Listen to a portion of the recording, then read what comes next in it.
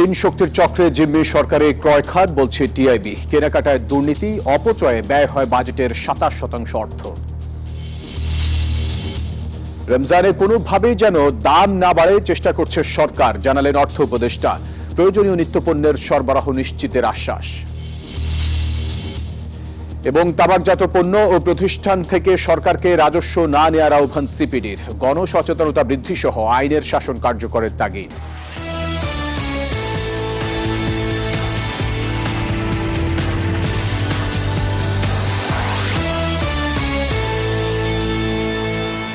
দর্শক স্বাগত Pubali bank PLC business টাইমে। আপনাদের সাথে আছি আমি ফয়সাল মাহমুদ। দেখছিলেন সংবাদ শিরোনামগুলি।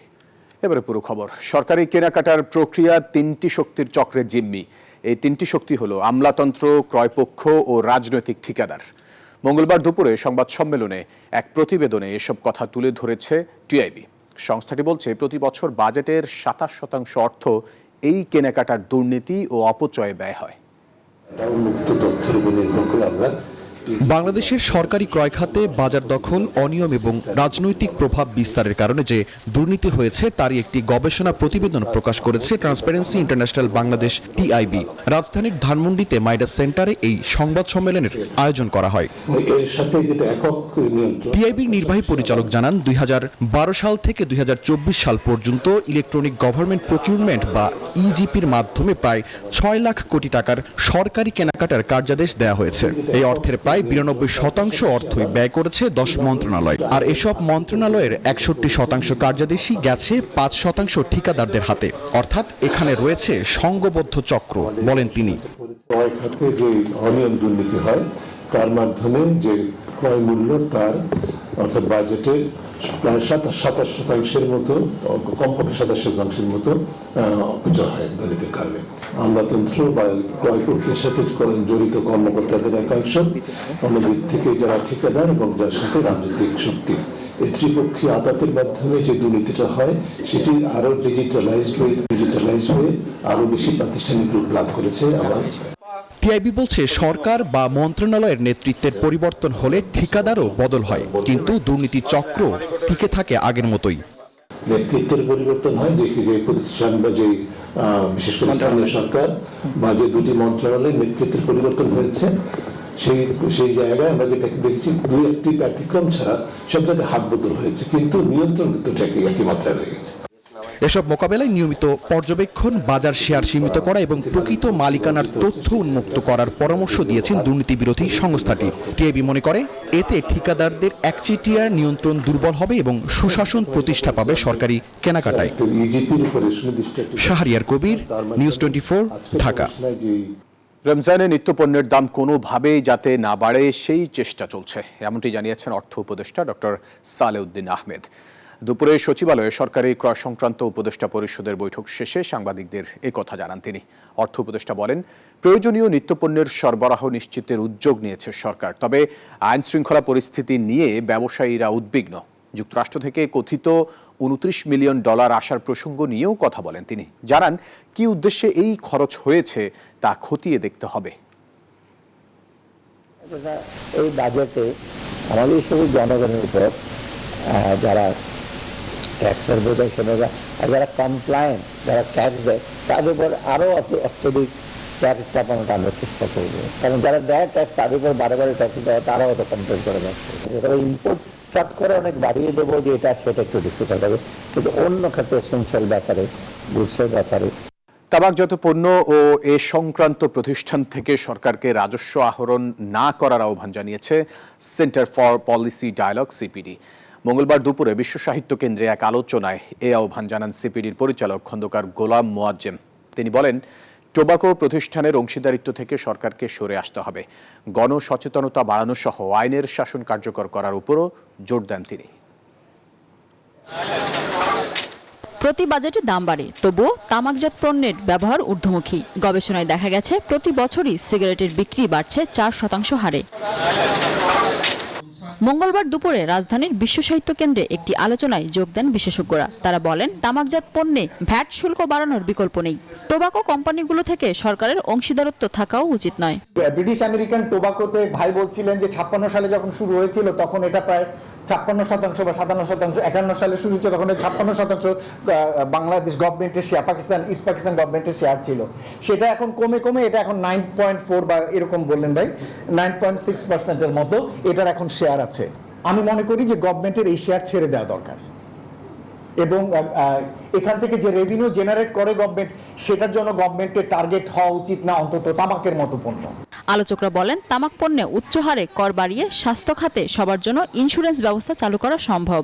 এই লুপহোলসগুলোকে আমাদেরকে এফেক্টিভলি সেগুলোকে মোকাবেলা করতে হবে। তার মধ্যে কিছু জিনিস অলরেডি বলে গেছেন যে ব্যান রুলটা ঠিকভাবে করতে হবে, এমআরপিটা আমাদেরকে ঠিকভাবে চার্জ করতে হবে।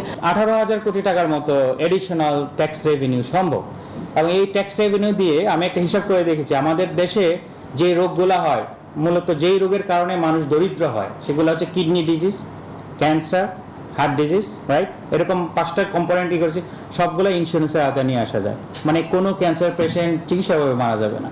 তামাকমুক্ত সমাজ তৈরিতে গণসচেতনতা বাড়ানোর উদ্যোগ নেওয়ার উপর জোর দেন আলোচকরা। মিনা ফিরদাউস, নিউজ 24, ঢাকা। রাজধানীর ইন্টারন্যাশনাল কনভেনশন সিটি বসুন্ধরায় শুরু হয়েছে 3 দিনের খাদ্যপণ্যের মেলা ও 10ম BAPA food pro international expo. Bangladesh agro processors association এবং rainbow exhibition and event management services limited যৌথভাবে এই আয়োজন করেছে। আন্তর্জাতিক এই মেলা চলবে আগামী 27 ফেব্রুয়ারি পর্যন্ত। খাদ্যপণ্য কেনার ক্ষেত্রে যা আগে ক্রেতার নজর কাড়ে তা হলো পণ্যের মোড়ক। মোড়ক যত আকর্ষণীয়, তার বিক্রি তত বেশি। যে কোনো ধরনের মোড়কেই কোনো হাতের ছোঁয়া ছাড়াই বসে যাচ্ছে উৎপাদনের তারিখ সহ যাবতীয় তথ্য। এই মেশিনটির নাম লিভেঞ্জার। মেলায় সাড়া ফেলেছে লিভেঞ্জারের মতোই আরো অনেক অত্যাধুনিক মেশিন। গেম চেঞ্জারটা কি? এটা 50% কনজাম্পশনটা আপনার আদার্স মেশিন থেকে কম লাগে। এই জন্য আমাদের আমরা রেসপন্স আমরা পাচ্ছি ফেয়ারে এসে। ফুড সেক্টর ডেভেলপমেন্টের যে একটা ইস্যু, সেটার জন্য একটা বেস্ট ওয়ে, কারণ ওয়ার্ল্ড এখন টেকনোলজির উপর ডিপেন্ড করতেছে। Great opportunity for us to showcase and display our products next year. We need to be prepare for the next year. মঙ্গলবার সকালে রাজধানীর আন্তর্জাতিক সম্মেলন কেন্দ্র বসুন্ধরায় এই মেলার উদ্বোধন করেন বাপার সভাপতি ও প্রাণ আরএফএল গ্রুপের চেয়ারম্যান ও প্রধান নির্বাহী। বক্তারা বলেন, দেশে ভোক্তাদের জন্য নিরাপদ খাদ্য নিশ্চিত করার চেষ্টা চলছে। এসএমইরা যাতে এই সুযোগটা পায়, এখানে এক ছাদের নিচে উন্নত মানের machineries, ingredient as well as হলো ফিনিশ প্রোডাক্ট এখানে আমরা প্রদর্শন করি। তারা ছোটরা দেখবে এবং মেশিন ক্রয় করবে, তাদের মেশিনটাকে অ্যাবজর্ব করে এখানে আগাবে এবং কৃষিটাকে কীভাবে এই দেশ থেকে মানে আরও আগে নেওয়া যায়, তার জন্য মূলত এই মেলা। মেলায় 22টি দেশের 200-র বেশি প্রতিষ্ঠান নিজেদের পণ্য ও সেবা প্রদর্শন করছে। অংশগ্রহণকারীরা বলছেন, এই আয়োজনের মাধ্যমে ব্যবসায়িক সহযোগিতার একটি গুরুত্বপূর্ণ প্ল্যাটফর্ম তৈরি হবে, যা বাংলাদেশকে বিশ্ব খাদ্য শিল্পে শক্তিশালী অবস্থানে নিয়ে যাবে। মরিয়ম আজিজ মৌরিন, নিউজ 24, ঢাকা। প্রযুক্তির উন্নয়নের সাথে ঝুঁকি থাকলেও তা মোকাবিলা করে এগিয়ে যেতে হবে বলে জানিয়েছেন কেন্দ্রীয় ব্যাংকের governor doctor Ahsan H Mansur. মঙ্গলবার ব্যাংকের পেমেন্ট পদ্ধতি আরটিজিএস এর আধুনিকায়ন মাধ্যম চালু উপলক্ষে আয়োজিত অনুষ্ঠানে এ কথা বলেন তিনি। এ সময় গভর্নর বলেন, উন্নত প্রযুক্তির জন্য সবাইকে সহযোগিতা করতে হবে, যেতে হবে অনেক দূর। আর্থিক খাতের উন্নয়নে সবাইকে একসাথে কাজ করছে জানিয়ে গভর্নর বলেন, আর্থিক খাতের উন্নয়নে সবাই একসাথে কাজ করছে। অতীতের সাফল্য কম হলেও ভবিষ্যতে তা আরও বেশি হবে। হ্যাকিং ও নিরাপত্তা সম্পর্কে সতর্ক হতে হবে। ঝুঁকি থাকবে, তবে এগিয়ে যেতে হবে। আর এসব পদ্ধতির নিয়ন্ত্রণে থাকবে বাংলাদেশের ব্যাংক। মোবাইল ফাইন্যান্সিয়াল সার্ভিসের কথা তো অবশ্য না বললেই নয়। এখানে আজকে 17 লক্ষ কোটি টাকা বছরে ট্রানজাকশন হচ্ছে, এবং এটা হয়তো আগামী এবছরই হয়তো, এটা আমার ধারণা, যেটা 25 ছাড়িয়ে যাবে।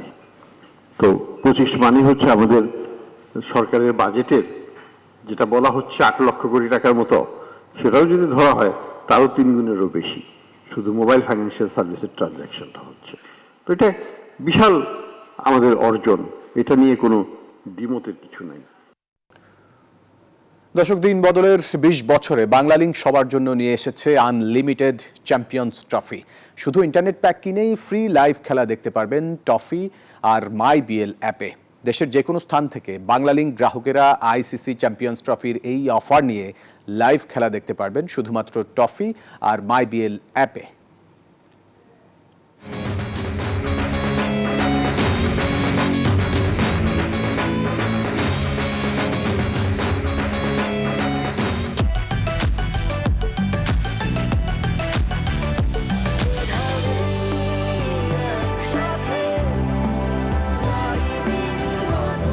বছর ধরে প্রতিটি মুহূর্তের সাথে দিন বদলের প্রতিটি স্বপ্নের পাশে আছে থাকবো আমরা।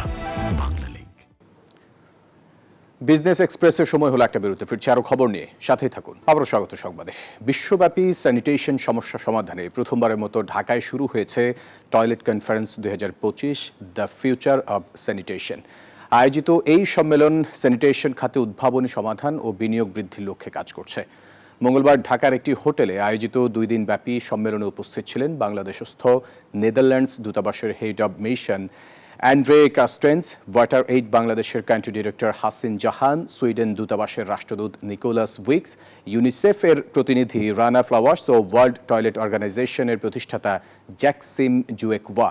বাংলাদেশে আইটিএন, বুয়েট, এসএনভি, ইউনিসেফ ও ওয়াটার এইড সম্মিলিতভাবে এই আয়োজন করেছে। এই ছিল সংবাদে, এতক্ষণ সাথে থাকায় ধন্যবাদ সবাইকে।